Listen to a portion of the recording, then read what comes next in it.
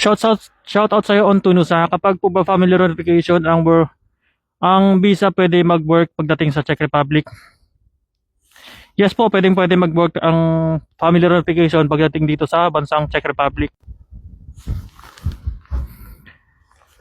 Kapag nakuha nyo na yung family mo dito o yung asawa mo, yes, pwede pong magtrabaho yung asawa mo dito pagdating dito sa bansang Czech Republic. Stop muna tayo. Medyo mababa yung camera.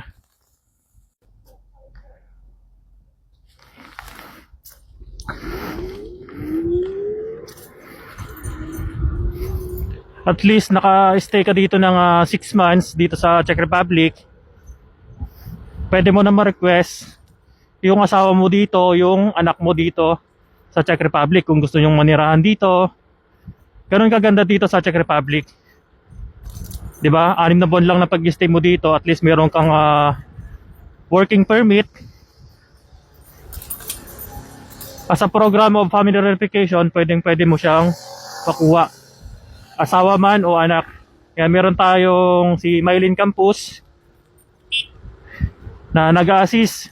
Installment to mga ka-idol, si Mylene Campos ay marami na sa kanyang nag-a-avail ng installment. Kasi sa kanya whole package na. Pero pwede ka namang mag-DIY o sarili mo lang. Siguro at least gagastos ka ng mga 45 to 50,000 Czech crowns. So convert mo sa Philippine money yun kung nasa magkano.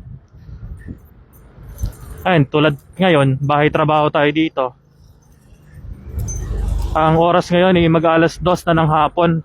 Papasok tayo ng trabaho. Shout out sa'yo, idol. Ayun, ganito yung buhay nila dito, di ba? Sa mga bahay-bahay, yan, napakatahimik lang. Lalo kapag sumapit na yung padilim na. Halos wala ka talaga makita. Ngayon pa nga lang, oh. Halos wala kang makitang marites dito. Ganito lang buhay dito sa Czech. Napakatahimik.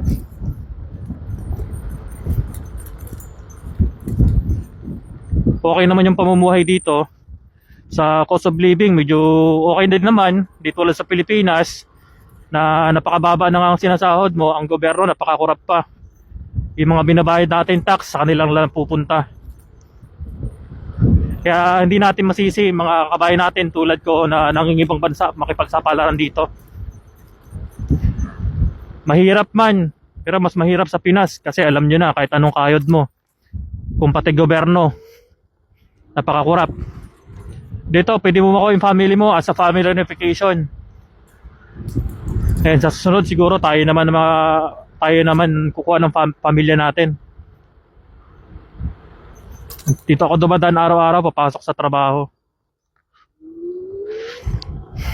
Yan, gamit natin yung Kukurin G2 Pro natin na na-order natin sa Urban Electric Scooter. Shout out sa inyo, idol, Urban Electric Scooter.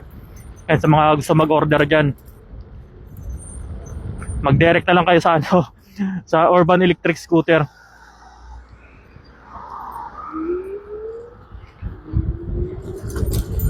Araw-araw, trabaho, bahay, trabaho. Ganun lang routine dito, parang sa Pilipinas lang din. Na araw-araw, nasa trabaho tayo. Medyo may kalaki lang din ng sahod dito, pero kapag kinonvert mo sa Philippine money, malaki. Siyempre, yung ginagastos namin dito, pera din naman nila. Siyempre, babawasan pa yon. Kaya, ayun. Halos magtatatlong taon na, wala pa ding ipon. Bay, ganun lang ang buhay. At least meron tayong napapadala sa Pilipinas. Hindi nagugutom yung pamilya natin. Lalong-lalo yung mga mag-iina natin sa Pilipinas. Ibibigay mga pangangailangan. Siyempre in the future, di ba? Hindi naman lagi tayo na nandito sa abroad. Kaya kailangan din natin mag-ipon para sa future. Siyempre, napakaganda pa rin kapag meron kang sariling business. Hindi ka na nangangamuhan kasi mahirap din mangamuhan, lalong-lalo sa pag-abroad. Malay natin sa susunod, di ba? Makapag for good na tayo.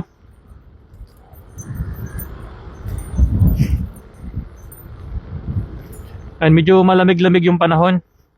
Kahit na tirik yung araw. Pero yung simoy malamig. Kasi magdi-December na dito. Mga nakaraang araw na ano na umulan-ulan na ng snow paunti-unti.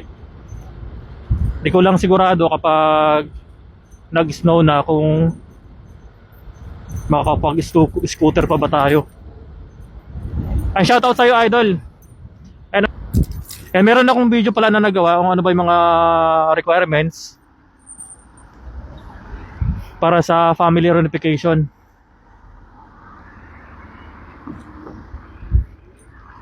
Yan, pinauna na tayong patawid. Siyempre, hintayan at least, di ba? Mas maganda kasi yung safe. Shoutout pala sa mga hindi pala nakafollow mga ka-idol. Yan, ingat tayo palagi, lalong-lalo sa mga kabayan nating OFW sa panig ng mundo. Yan, mag-ingat tayo palagi.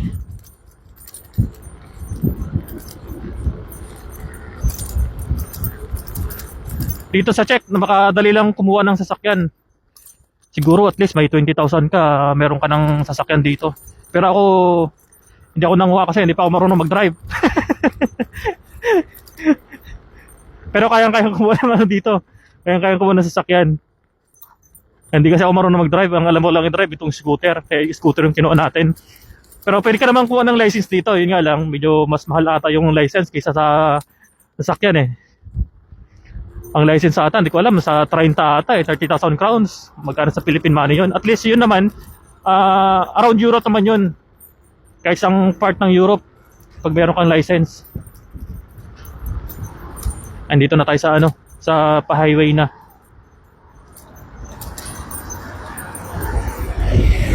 Diba? Medyo malapit-lapit lang yung company dito at ayan, take-stop muna tayo saglit.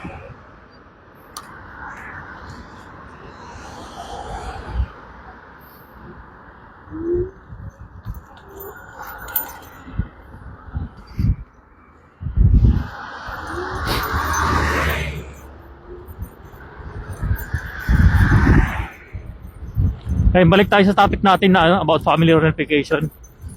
Ayun mga ka-idol, madali lang pag-process ng family reunification. At least 6 months yung paghihintay mo siguro. Nandito na yung family mo. Yan, isigad lang natin ng ano. Sagad tayo ng tres para medyo mabilis-bilis yung takbo natin. And dito ako dumadaan araw-araw. Kahit medyo madilim minsan, malamig, pero kayang-kaya naman kapag lamig kasi naka naman tayo, naka safety naman sa damit, pang protect sa lamig.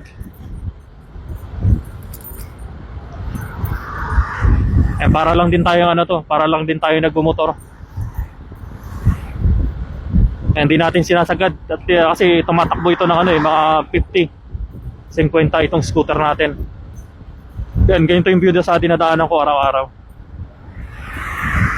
Diba? Yung mga sasakyan, safe naman yung mga sasakyan na yan. Kasi umiiwas din naman sila. Di tulad sa atin sa Pilipinas, ako nasa gilid ka na, gigilitan ka pa. Mga barumbadong driver. Dito safe naman sila mag-drive. Pero hindi natin siguro maiwasan kapag na-disgrasya, di ba? Sana wag naman.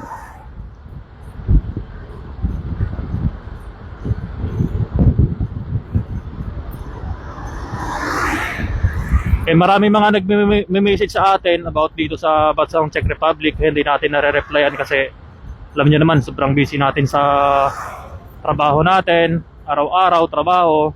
Kapag mayroong rest day, ayan, tinutulog ko lang kasi, ayun, mag-grocery, ilang everyday routine, ganun. Halos magta-3 taon na tayo dito pero hindi pa ako nakalabas ng Czech Republic. Kahit trabaho, siyempre, kahit pag lumabas ka ng Czech Republic, kahit pa paano, meron ka dapat na budget kahit pa paano.